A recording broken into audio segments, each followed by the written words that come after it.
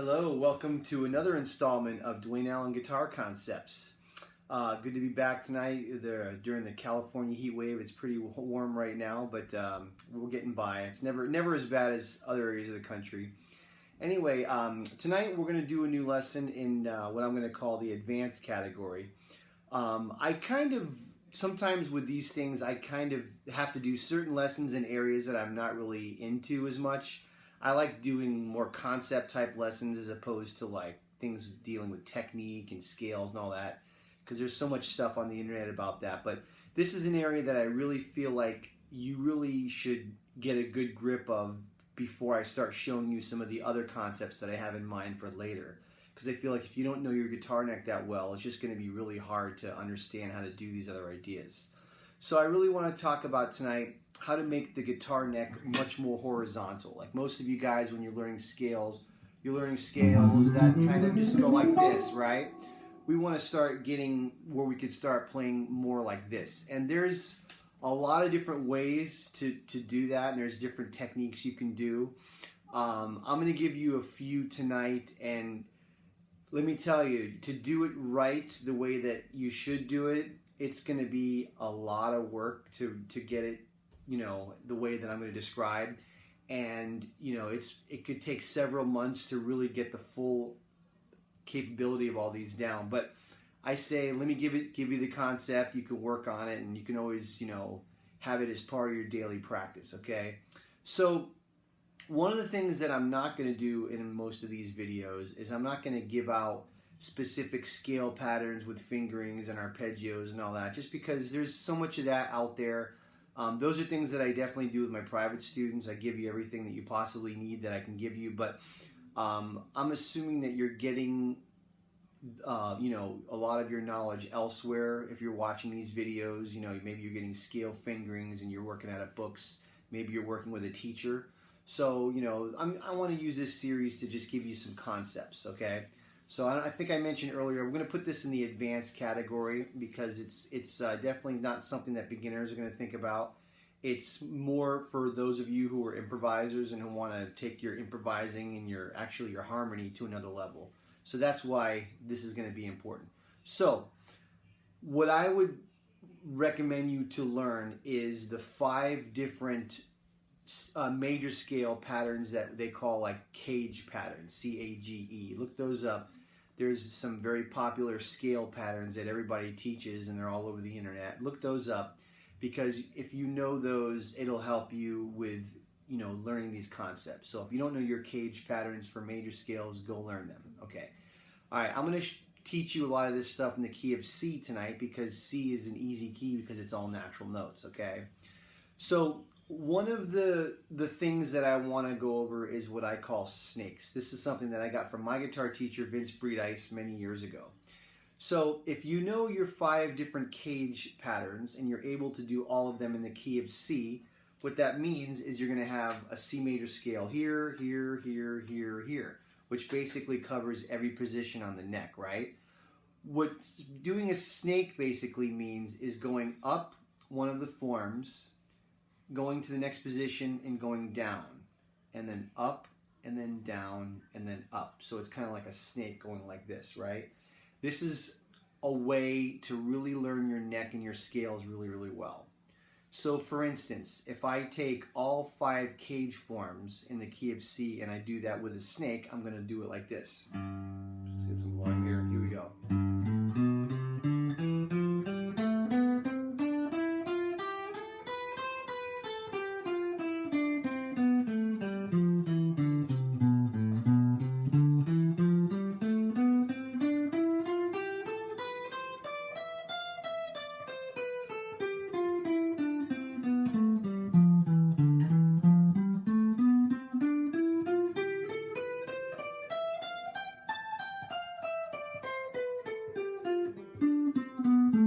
Keep going up. I missed a note, but you get the idea. So I took each cage form. I'm not going to go over each form because I'm sure you learned them by now because I asked you to, right? Okay, but what I did was I took the cage form that was here, here, here, here, here, right? And I did them like this, snakes. Now what you should do is be able to do this in every major key. So I just did key of C. Then you should go maybe like in the cycle of fifths, key of G, which is all natural notes except for one sharp. You should also know your key signatures. If you don't know your key signatures, go learn them because it's going to really, really help you with this. So then you do the key of G.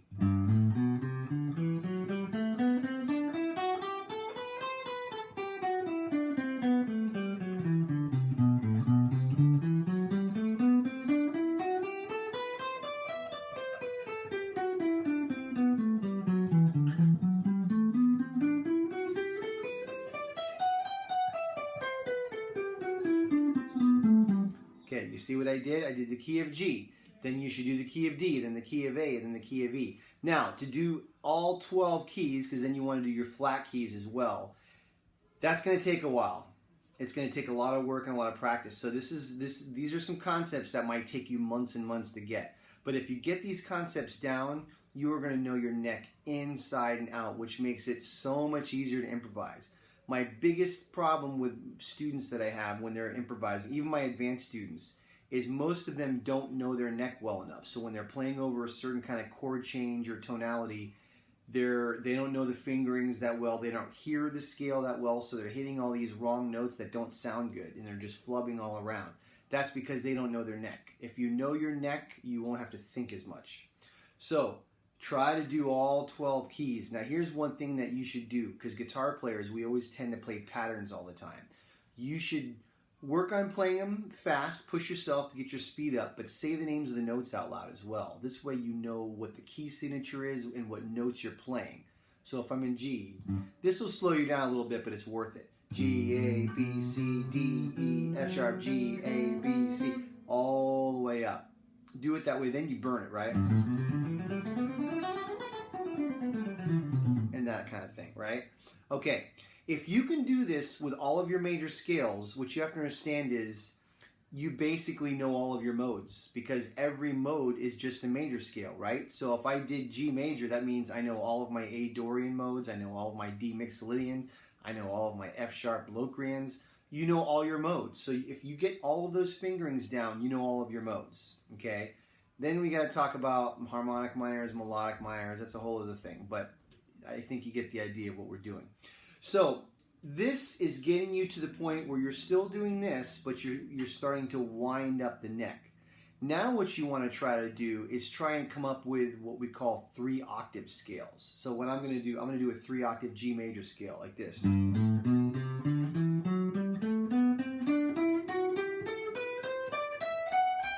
So what I did was, with all those different G major scale forms, I just came up with a pattern that I chose. I think this might be in the Segovia Scales book, because a lot of his scales are 2 and 3 octaves. So this could be the Segovia Scales, I think.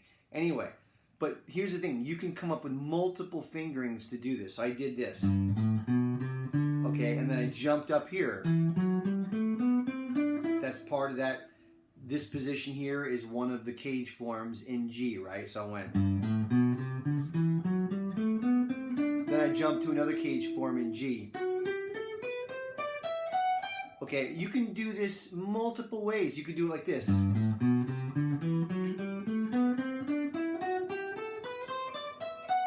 Different fingering.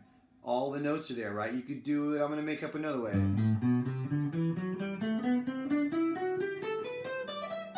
Right? If you know where all the notes are on the neck, you can just keep doing different versions over and over. You can make up 20 or 30 of these. You can decide where you want to switch. You can do 3 notes per string.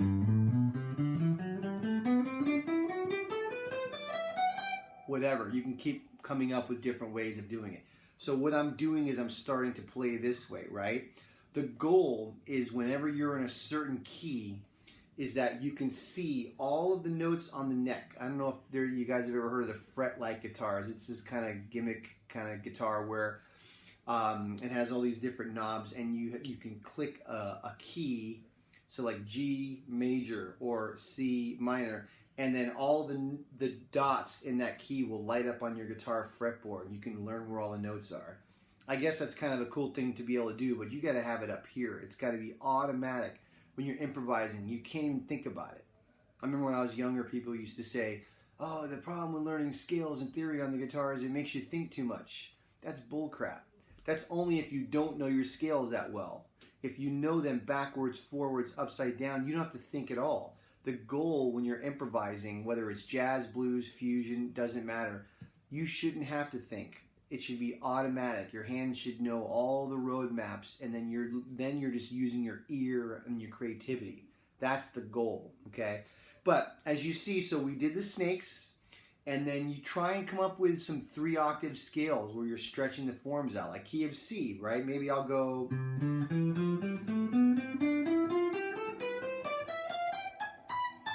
Right? I just kind of made that form up. You can make up 10 more of those. Just come up with different fingers. The important thing is you're starting to play this way, okay? Now, so you do the snakes in all 12 keys, and then you come up with 3-octave scales for each of those keys.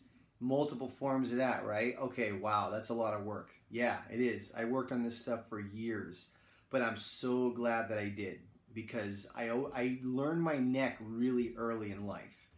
And I'm not going to say I was a great guitar player when I was younger, but the one thing that I did know was I knew my neck. I knew where everything was. So then it was just trying to, develop my creativity and my maturity and all that kind of stuff, which that you can't teach anyway, right? But, okay, the next level of doing this is the deepest level, and this is the level where if you can do this, you're going to know your neck infinitely better, okay? I call this one-string scales. So this is where you take, say, like the key of C, and you got to do this one key at a time and learn each key really, really well. You do the open string if the open string is part of the key, which in the key of C they all are. So I'm going to play on each string all of the possible notes in C major. So the best thing you should do when you're doing this is say the notes out loud. That way you know what notes you're playing. E, F, G, A, B, C, D, E, D, right? Now, I don't care what fingering you decide to do. It doesn't matter. It's just the main thing is just know where the notes are, right? So I'm doing all the notes on the A string that you would find in C major. A, B, C, D, E, F, G, A, all natural notes. You do the next string. G string, G, A, B, C, D, E, F, G. And then the B string.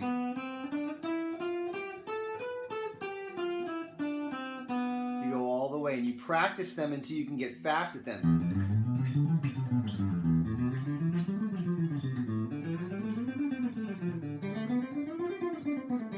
I actually see them faster than my hands can play them. Sometimes I get a little bit sloppy, but I know where they're at. I just got to get my fingers there in time. But you see, that's how good you want to know the neck. That's in the key of C, okay? That way, if you're soloing in any of the modes in C, so that's just the thing. Remember, we just did all the notes of C major, but that covers any of the modes in C. So let's say you're in D Dorian or G Mixolydian or whatever, it's the same notes. So let's say I'm doing some kind of vamp over D minor. I can play on one string.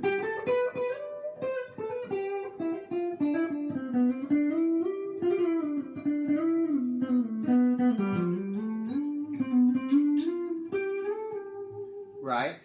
Playing horizontally makes you play so much more melodically, especially like if you're really like even getting out of jazz, if you're a fan of like Santana or David Gilmour, guys like that, they're just really, really melodic, and they're not playing scales like that. They're playing this way,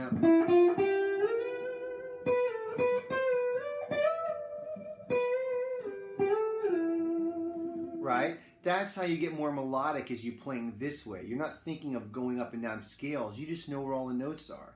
Then if you're in G Mixolydian, I should have put my looper on, but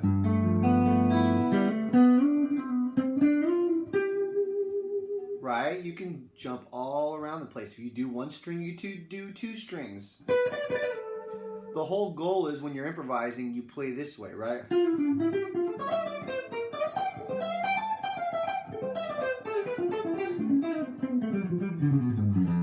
Boom, all over the place, right? So that's C major. Okay, you get down C major, then you do it in G. You should say the notes out loud and know what the key signature is so that you're really knowing what the notes are. So if I'm doing G, everything's natural but F sharp. E, F sharp, G, A, B, C, D, E, D, C, B, A, G, F sharp, E, right?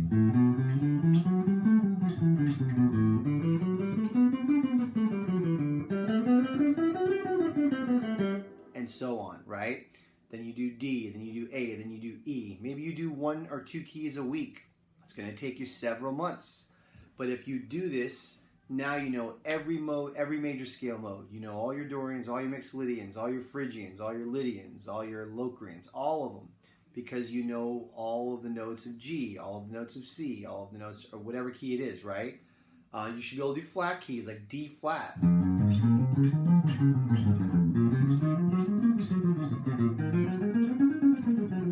Get the idea? Any key. Boom, boom, boom, boom. You got to be fast and not even think about it. Okay? You got to hear this stuff too. So this is going to open the door for so many concepts that I'm going to try to cover later. Like I like to teach chordal playing, like when you're comping, be able to go.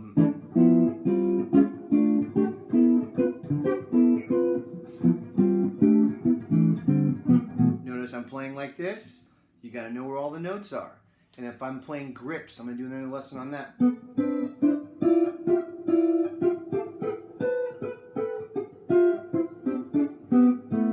Right? Really cool concepts. But if you don't know the notes, where they're all at, you're not going to be able to do it. It's going to be too hard. It's going to be too challenging. So learn this stuff. It's just basic theory and scales, which is boring, but it opens the door for so many other things, okay?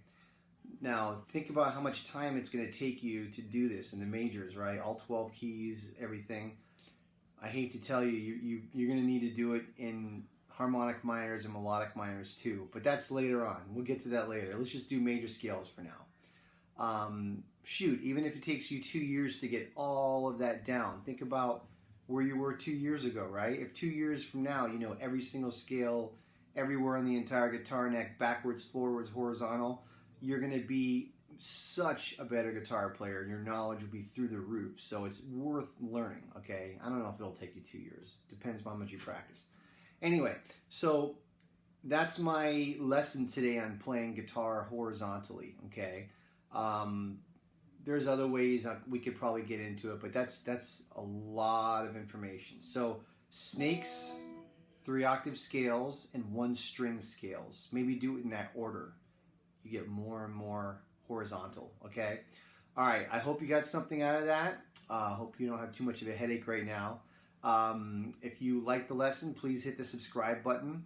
And if you're interested in taking lessons with me privately, I'd love to do that.